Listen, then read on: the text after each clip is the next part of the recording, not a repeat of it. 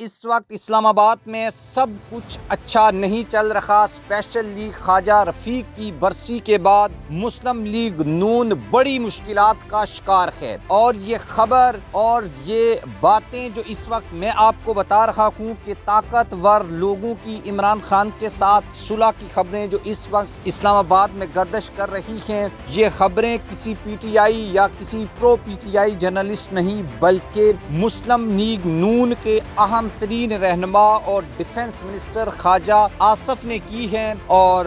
یہ سوال بھی پوچھا ہے لوگوں کے ساتھ کہ اگر ایسا ہو گیا تو پھر کیا ہوگا۔ یہ بات بڑی امپورٹنٹ ہے، اور ایک سینئر جرنلسٹ جو نون لیگ سے آج کل یا ان کے حق میں اور پرو اسٹیبلشمنٹ ایک بیانیہ رکھتے ہیں، وہ بھی یہ کہتے ہیں، اور ان کی جو خبر ہے وہ بھی بہت زیادہ امپورٹنس رکھتی ہے اس وقت، وہ بھی ہم آپ کے ساتھ شیئر کریں گے۔ آپ ہمارے چینل کو سبسکرائب کر لیں، بیل آئیکن کو آپ نے لازمی پریس کرنا ہے، اور کمنٹ باکس میں بھی آپ نے اپنی اوپینین لازمی لکھنی ہے۔ دوستو، لاہور میں 8 فروری کے الیکشن کے بعد پہلی بار 5 اسٹار ہوٹل میں ایک تقریب ہوئی۔ خواجہ رفیق کی برسی تھی، سعد رفیق اور سلمان رفیق کے جو والد تھے۔ یہ ایک سیاسی تقریب بن گئی، اور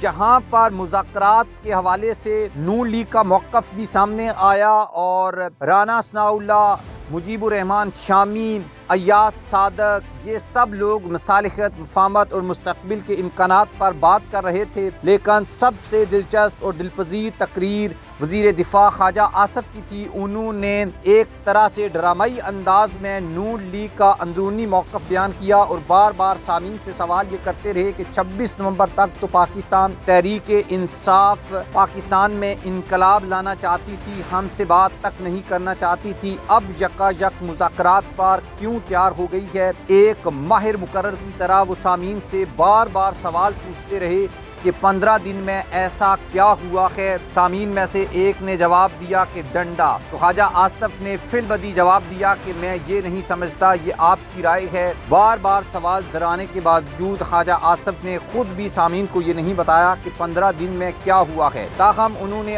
آخر میں اپنی سوچ واضح کر دی، نہ مجھ سے مذاکرات پر مشورہ کیا گیا ہے اور نہ مجھے مذاکراتی کمیٹی میں شامل کیا گیا ہے۔ پھر مسکراتے ہوئے کہا، دیکھنا ان کے مذاکرات میں کوئی چال ہے، محتاط رہنا، ان کی چال میں نہ آنا۔ خواجہ آصف کی تقریر سے واضح ہو گیا کہ نون بہت محتاط ہے، اور وہ یہ سمجھتی ہے کہ تحریک انصاف کے مذاکرات ایک بہانہ ہے، اصل میں وہ سازش کر کے ہماری جگہ لینا چاہتی ہے، اور پی ٹی آئی اس مذاکرات کر کے بیرونی دنیا کے سامنے اپنے آپ کو ایک سیاسی پارٹی ثابت کر سکے، اور یہ تاثر دے سکے کہ ہم تو دباؤ اور تشدد کے باوجود مذاکرات پر آمادہ ہیں۔ اور دوسری طرف نون لیگ یہ تاثر دے رہی ہے کہ پی ٹی آئی کے سربراہ کو فوجی عدالت سے 9 مئی اور 26 نومبر کے واقعات کی سزا ملنا ضروری ہے۔ خواجہ سعد رفیق اور رانا ثناء اللہ کی رائے تھی کہ اگر سنجیدہ مذاکرات کرنے ہیں تو نواز شریف، آصف زرداری، عمران خان کے درمیان ہونے چاہیے، مقتدرہ اور عدلیہ کو بھی ان مذاکرات کا حصہ ہونا چاہیے۔ اب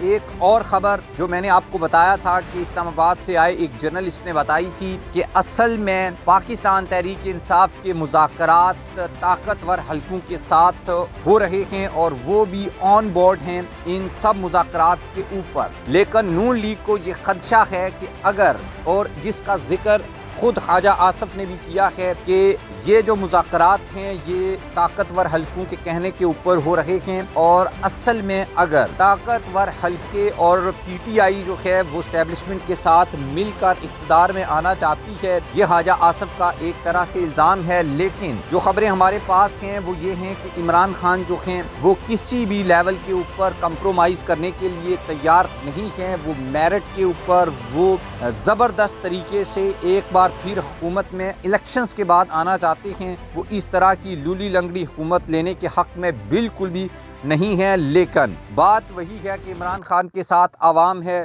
عمران خان کے ساتھ لوگ ہیں، لیکن اگر یہ حکومت چلی جاتی ہے اور طاقتور حلقے بھی عمران خان کے ساتھ مل جاتے ہیں تو پھر خواجہ آصف کا کیا بنے گا، پھر باقی سب لوگوں کا کیا بنے گا، نون لیگ کا کیا بنے گا، مریم نواز کا کیا بنے گا؟ یہ ایک بڑا امپورٹنٹ سوال ہے جو اس طرف اشارہ کرتا ہے کہ نون لیگ آن بورڈ نہیں ہے، شاید ان مذاکرات میں اس لیول کے اوپر یا بہت سارے لیڈرز ان کے نہیں ہیں۔